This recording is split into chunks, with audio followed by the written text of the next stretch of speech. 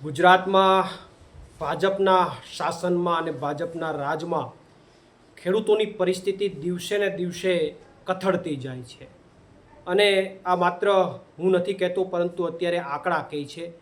છેલ્લા આંકડા મુજબ ગુજરાતમાં ખેડૂતોની માસિક આવક 12,600ની આસપાસ નોંધાઈ છે. જે ભાજપ ખેડૂતોના મત લેવા માટે એવી બણગા ફૂંકતી હતી કે અમે ખેડૂતોની આવક બમણી કરીશું, અને આ તો 2022 અને એ પહેલાંની બધી વાતો કે અમે ત્યાં સુધીમાં ખેડૂતોની આવક બમણી કરી દઈશું. આજે 2026 થવા આવ્યો, આવક તો બમણી ન થઈ. આવક તો અત્યારે આંકડામાં આવી છે, એક ખેડૂતની માસિક આવક 12,000ની આસપાસ, 12,600ની આસપાસ નોંધાણી છે.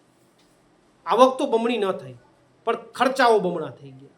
દવા, બિયારણ, ખાતર આ બધું બમણું થઈ ગયું. આવક બમણી ન થઈ.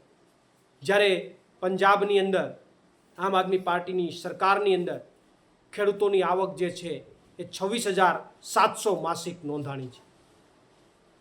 ગુજરાત કરતાં ઘણી બધી વધારે. આખા દેશમાં બીજા નંબર ઉપર પંજાબ રાજ્યની અંદર ખેડૂતોની માસિક આવક નોંધાણી છે. ત્યારે ગુજરાતના ખેડૂતોને પણ હવે નમ્ર અપીલ કરું છું કે હવે આપણે સમજવાની જરૂર છે.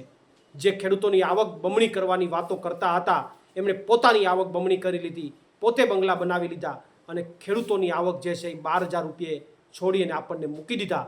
ત્યારે આમ આદમી પાર્ટી કે જેમણે પંજાબની અંદર થોડા સમય પહેલાં ગવર્મેન્ટ એક ટર્મમાં જ ગવર્મેન્ટ બનાવી અને અત્યારે 26,700 જેટલી માસિક આવક ખેડૂતોની ઊભી કરી છે, ત્યારે તમામ ખેડૂતો જે છે આવનારા દિવસોની અંદર આમ આદમી પાર્ટીને આપણે સમર્થન આપી અને સત્તા પરિવર્તન કરી અને આપણી માસિક આવકમાં વધારો કરવા માટે આપણે બધા આગળ વધીએ. જય જવાન, જય કિસાન. પ્રવીણ રામ, પ્રદેશ ફ્રન્ટલ અધ્યક્ષ અને પ્રદેશ કિસાન મોરચા અધ્યક્ષ, આમ આદમી પાર્ટી.